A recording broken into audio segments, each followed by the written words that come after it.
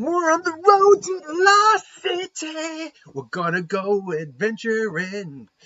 Wacky hijinks involving leeches and motorbikes and volcanoes.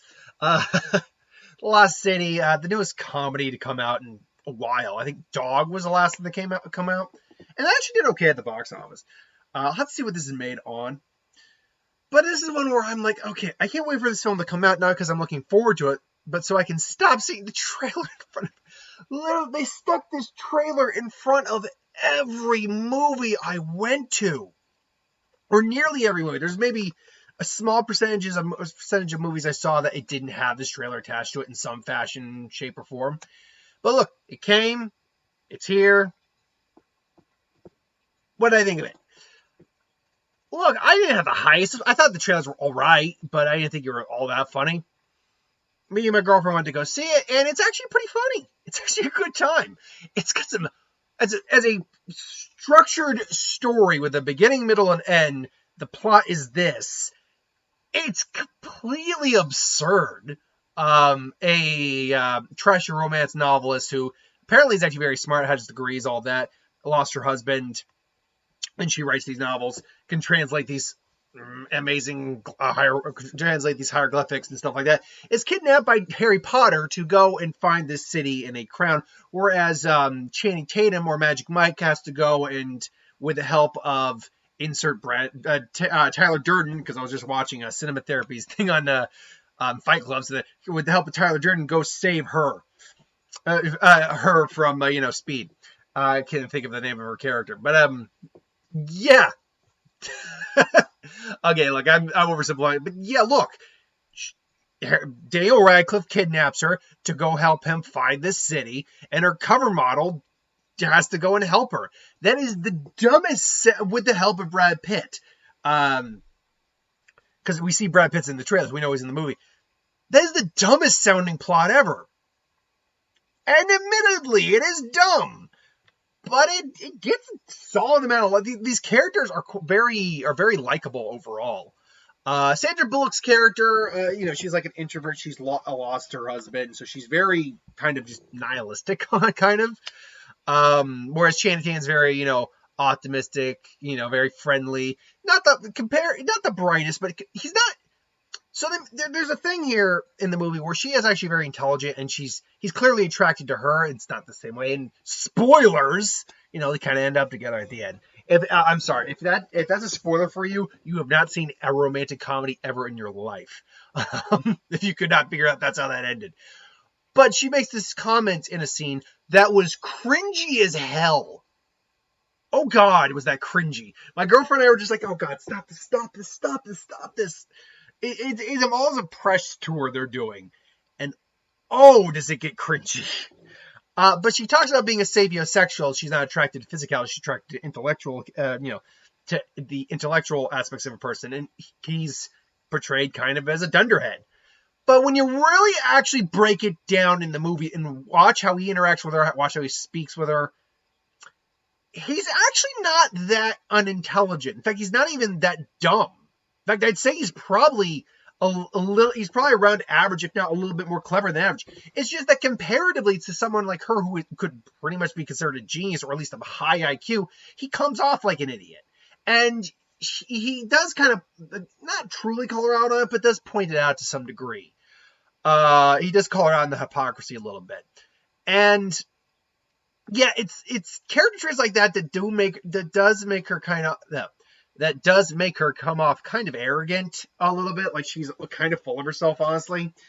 And when people are just trying to help and she just doesn't want it. So it does make her character not insufferable, but a little irritating to deal with at points. But it's quickly squashed when she's interacting with other characters. Daniel Radcliffe, the scene she has with Brad Pitt, who's, shocker based on what you can see in the trailer, he's not in the movie a lot, but he's in it more than you would think. And I won't say how, why, or anything.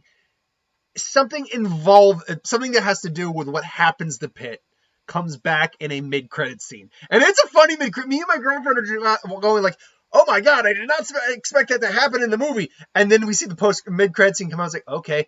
And they're like, what the hell? Like, so, okay, is this happening or is that? So it's actually a pretty funny mid-credit scene.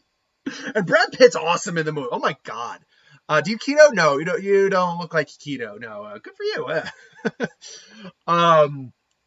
Yeah, no, the jokes work. They have great chemistry with each other, Channing Tatum and Sandra Bullock.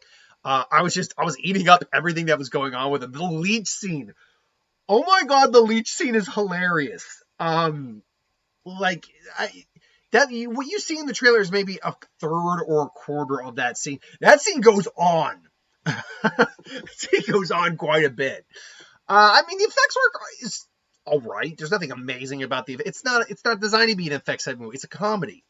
So there's that. Radcliffe is fun in the scenes he has. He's not in it a huge amount. I go so far as to say he's in there about 20 minutes of the hour and like it's I think 45-minute long movie. He's actually not in it a huge amount, but he is in it. He's a presence throughout the movie, and he's definitely around. And we see him, and he's funny. I like him. I was like, I hear you like cheese. I didn't know which one to get, so I just got them all. Man, it is a good time. Honestly, it's a good. I had fun. That's the best I can say is I had fun. I like the chemistry between those two. People keep saying because it's basically a version of Romancing the Stone, so kind of like a modern Romancing the Stone a little bit. People keep asking. Or heard people not keep asking, but I've heard people ask, do you think we might get a franchise out of this like they did with Romancing the Stone? And honestly, I think this is going to be a one and done. That said, I'd love to see Sandra Bullock and Channing Tatum do more movies together because they had great chemistry with each other. Put them with the right director. Oh, I'll see them another comedy or some sort of movie with them again. Absolutely, I'd do that again. But look, I will say, like I was saying earlier, it's not a perfect film. If you do focus on the plot itself and how people are getting from point A to point B to point C, it is it is a bit of a mess. Also, there are cringy moments for me. Again, I'm not gonna say exactly what happens in the scene, but the scene in the like auditorium for the book tour, that was cringy. There's a character. There's a character that is basically like her social media person. I really didn't like that character, if I'm going to be frank. She had a couple lines, but it was playing off other people and kind of like pointing out things. But I'm like, that character just hurt me. I do like the actress who played her publicist, though. I thought that was she was pretty good.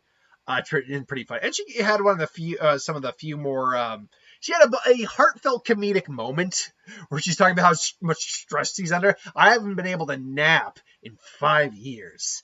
And all I want to do is sit and have a glass of really good wine that I probably can't have because I'm too tired. And then I want a massage. And I don't want just a massage. I want my shoulder massage and my feet massage at the same time. And I know that's not possible, but I don't care. I mean, I bought like when they tried to have heartfelt moments and actual emotion. I bought. It wasn't going like but I was like, this works for me. I like the message at the end, like, that's nice. So yeah, I recommend this film. There's no other comedies out besides. I'm gonna get Box Office Mojo up here right now because that gives me the general gist of what films are currently out in theaters. 1 second here. So right now, if you want something funny, Dog is currently the only real mainstream comedy out. Jackass Forever is still in about 899 screens, so that's an option. Sing 2, if you want an animated comedic kids film, I guess this is an option as well. Hold on, this is the week. I don't want this one. I want this one. Sorry, I guess that is an option, as I was saying. Yeah, there are just no real options for comedies out there right now. So this is going to make a big splash. Now, I believe I did predict that this weekend it would still barely, mind you, be The Batman as number one still. I may have to eat some crow on that because that being said, so there were, how many showings did we have last night? Or will I be able to find out? Because there was, I think, 3 or 4 showings available for us to go. No, I think there were more than that. Sadly, it won't give me the next day. It won't give me feature movie, Cinemark, Change Theater. I mean, yeah, there it is. Yeah, it won't give me like the previous days. I don't think so. Oh, actually, could I go back and check? Nope. I mean, I can click that, but it won't let me go back and check. 1 second. Let me just see here. Okay, yeah, that looks about the same, right? That looks about. So I think there was about 4 showings yesterday. There was a grand total of 2 other people in the theater with us. There was like another couple in there with us. That was it. That was it. So, not saying it won't be Batman, but that doesn't bode well for it. All I'm going to say. But that is just my opinion. Maybe you feel different, and if you do, that is absolutely fine. What do you think? But until then, I liked it. I recommend it. I'll see you for the next one, folks. I just got to pre-record my what if, and I'm good for the day. So thanks for watching. I'll see you later.